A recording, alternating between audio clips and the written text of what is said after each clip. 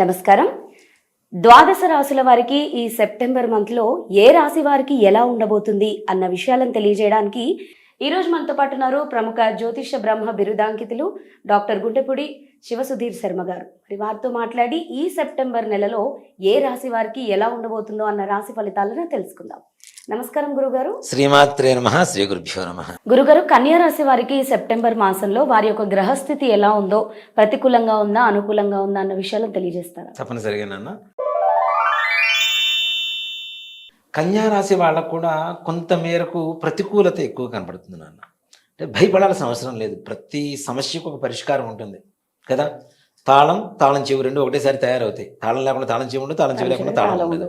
సమస్య పరిష్కారం భగవంతుడు సృష్టి. అది ముఖ్యంగా కన్యారాశి వారి విషయానికి వస్తే ద్వాదశ స్థానంలో ఉన్నటువంటి కేతుగ్రహ ప్రభావం ముఖ్యంగా దానివల్ల కార్యాలు ఆటంకాలు ఎక్కువ అవుతూ ఉంటాయి. అనుకున్న పనుల్లో ముందుకు వెళ్తూ ఉంటారు, కష్టపడుతూ ఉంటారు.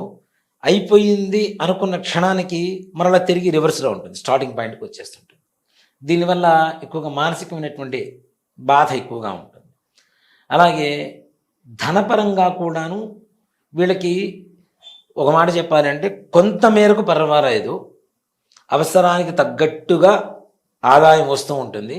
మిగిల్చుకోవాలన్న ఆశ పరిస్థితుల్లో మాత్రం అది నిరాశగానే మిగిలిపోయేటువంటి పరిస్థితులు కనపడుతూ ఉన్నాయి. అలాగే ఆరోగ్య విషయంలో కూడా చాలా జాగ్రత్తగా ఉండాలి. ముఖ్యంగా ఆరోగ్యం ఎప్పుడు ఏ విధమైనటువంటి పరిస్థితుల్లో క్షీణిస్తుందని చెప్పడం కూడా కష్టమే.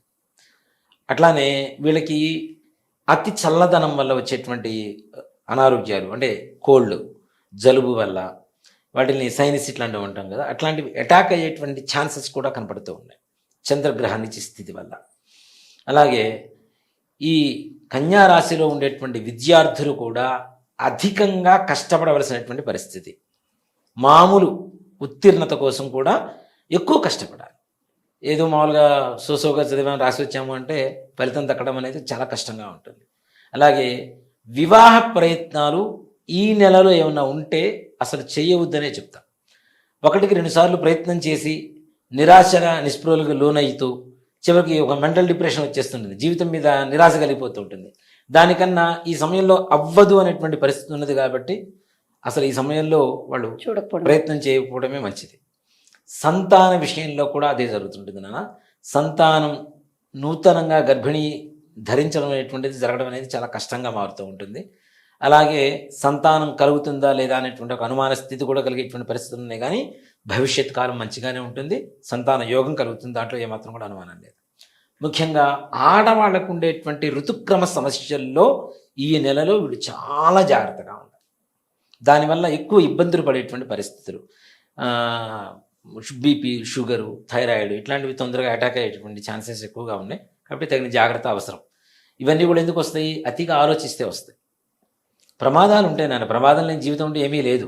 కానీ ఉన్న ప్రమాదాన్ని అధిగమించుకుంటూ ఎలా ముందుకు వెళ్ళాలో ఆలోచించుకోవాలి. కానీ నాకే ఎందుకు ఇలా వచ్చింది, నాకే ఎందుకు ఇలా అయింది, నాకే ఇలా అవుతుంది, నాకు మాత్రమే అవుతుంది అని ఒక ఆలోచన ఉంటుంది చూడండి. అది ముఖ్యంగా దేహపరమైనటువంటి అనారోగ్యానికి కారణమవుతుంది, ఆరోగ్యాన్ని సంహరించుకొని పోతుంటుంది. కాబట్టి ఆలోచన విధానం మారాలి. దాంతోపాటుగా కార్యదక్షత పెరగాలి వీళ్ళలో. అదీక్షగా చేయాలి పని.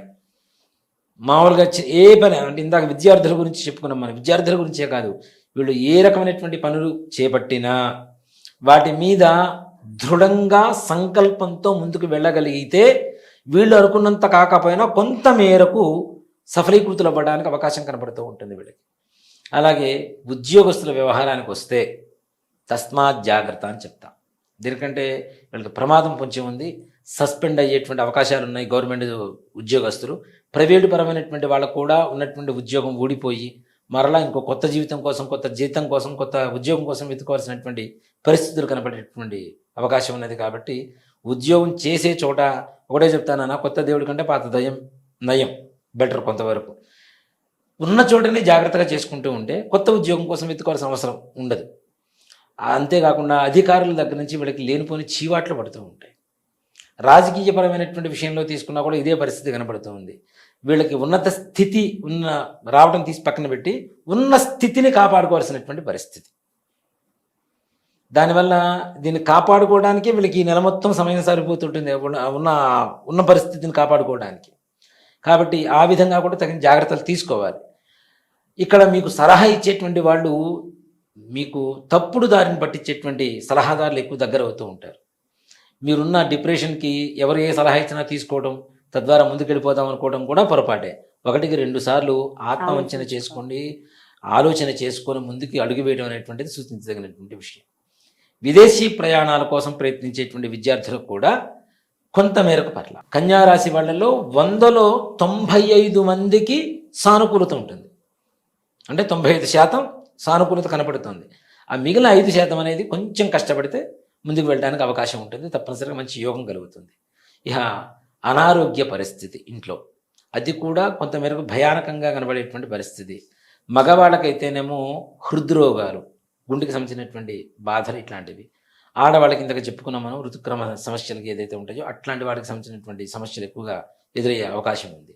రైతుల దగ్గరకు వచ్చేసరికి రైతుల పరంగా బాగానే ఉంటుంది నాన్న, పర్లేదు. కొంతమేరకు వాళ్ళకి కావాల్సినటువంటి ధాన్యం చేతికి అందుతుంది, మంచి రేట్లు వస్తాయి, తద్వారా ముందుకు వెళ్ళిపోయేటువంటి అవకాశం ఉంది. దీంట్లో ముఖ్యంగా కన్యారాశి వాళ్ళలో మిర్చి పంటలు వేసేటువంటి వాళ్ళకి, పసుపు పంటలు వేసేటువంటి వాళ్ళకి, పత్తి పంటలు వేసేటువంటి వాళ్ళకి మంచి సానుకూలంగా మారేటువంటి వాతావరణం కనబడుతూ ఉంది. అలాగే ముఖ్యంగా ఉద్యోగం చేసేటువంటి చోట 1-2 సార్లు ఆలోచించి పని చేయటం, ఆలోచించి మాట్లాడటం. మనం చేసిన పని, చేయి దాటిన పని, నోరు దాటిన మాట రెండూ కూడాను మీ ఉద్యోగానికి చెడు చేసేలా ఉంటాయి కాబట్టి అది కొంచెం జాగ్రత్త వహించవలసినటువంటి పరిస్థితి కనబడుతూ ఉంది. మరి కన్యా రాశి వాళ్ళు ఈ సెప్టెంబర్ మాసంలో విద్య, ఉద్యోగం, ఆరోగ్యం ఈ 3 విషయాల్లో చాలా జాగ్రత్తగా ఉండాలని చెప్తున్నారు కదండి. గ్రహస్థితి కూడా వీళ్ళకి సరిగ్గా లేదని చెప్తున్నారు. వీరు ఎలాంటి పరిహారాలు చేసుకోవడం వల్ల కొంచెం ఉపశమనం కలిగే అవకాశం ఉంటుంది? ముఖ్యంగా నాన్న, వీళ్ళు మనం కందిపప్పుతో సాంబార్ తయారు చేస్తాం అవును కదా.